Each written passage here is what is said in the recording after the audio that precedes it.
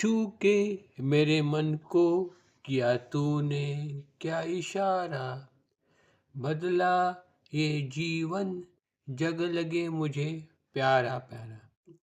सचमुच भगवान का उनके भक्तों को हुआ स्पर्श भी उसे ब्रह्मानंद की प्राप्ति करा देता है। श्री ज्ञानेश्वर महाराज कहते हैं, कृष्ण को दे जिसे मारे, वो पावे ब्रह्म साक्षात्कारे।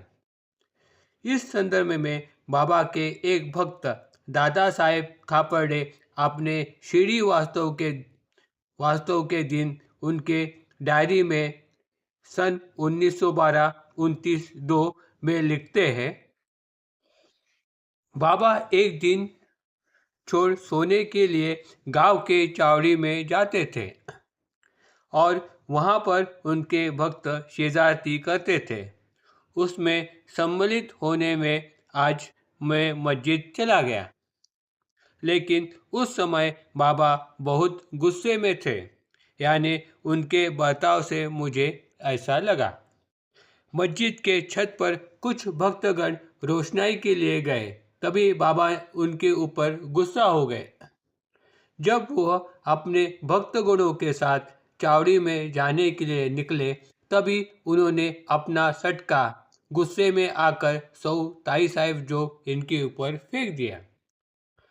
मुझे तो लगा अब बाबा बापू साहेब जोग को भी पकड़ के मारेंगे, क्योंकि उन्होंने गुस्से में आकर जोग से पूछा, तूने मेरी आरती क्यों की? लेकिन उन्होंने उनके भक्त बाल शिंपी को मारा। वो तो वहां से भाग गए, लेकिन हम लोग जिसे मारुति कहते हैं, उस तिम्बक लाव को भी बाबा ने मारा। आश्चर्य की बात तो यह है कि वह वहीं पे मार खाते हुए खड़े रहे। मुझे लगता है कि उन्होंने बाबा की पूर्ण कृपा इस तरह प्राप्त कर ली। वह भक्ति की शायद एक और सीढ़ी चढ़ गए। बाबा का भक्तों पर अनुग्रह करने का यह भी एक रास्ता था, लेकिन यह उनका हर रोज का व्यवहार नहीं था। यह उनकी वृत्ति नहीं थी, बल्कि वह भक्तों के साथ हंसी मजाक करते हुए बातें करते रहते थे। कुछ भक्तों के साथ तो उनका विशेष लगाव था। एक बार तो बाबा ने उनके करीबी भक्त माधवराव देशपांडे के गाल नोच लिए। इस पर जब उन्होंने नाराजगी जताई, तब बाबा बोले, अरे तेरा मेरा तो जन्मों जन्मों का नाता है। इसी वजह से तात्या पाटिल, मानसापति और श्याम यानी माधवराव देशपांडे उनके साथ मस्जिद में सोते थे। तब काफ़ी देर रात तक उनकी हंसी मजाक तो चलते रहता था। बाबा जिस तरह भक्तों को स्पर्श करते थे, वैसे भक्त भी बाबा को स्पर्श करके उनके दिव्य स्पर्श की अनुभूति का अनुभव ले लेते थे।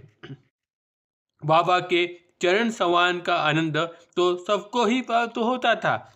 उस समय भक्तगण उनकी पीठ पेड़ भी रगड़ देते थे। जिसकी जैसी मन की इच्छा तथा प्रेम हो, बाबा उन्हें उस तरह की सेवा करने की अनुमति दे देते थे। अगर कोई भक्त उस पर नाराजगी जताए तो वो उस पर गुस्सा हो जाते थे।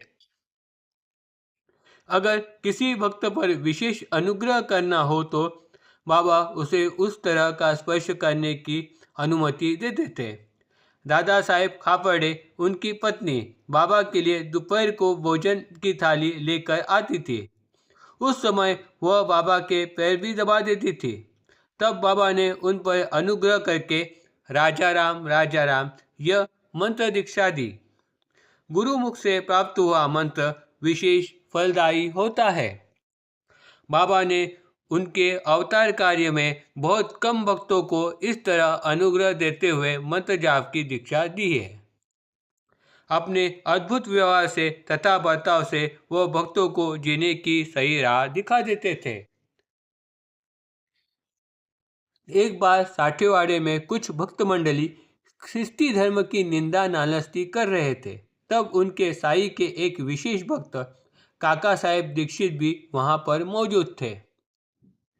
कुछ समय बाद वह मस्जिद में बाबा के पास आए और उन्होंने बाबा के चरण स्नान करने चाहे। तब बाबा ने उन पर गुस्सा हो गए और चरण स्नान करने से उन्हें रोक दिया। तब वह मन ही मन शर्मिंदा हो गए और उन्होंने बाबा की माफ़ी मांग ली। फिर बाबा ने उन्हें बड़े प्यार से अपने चरण स्नान करने की अनुमति दे दी। ऐसी होती थी साईं की अपने भक्तों पर कृपा।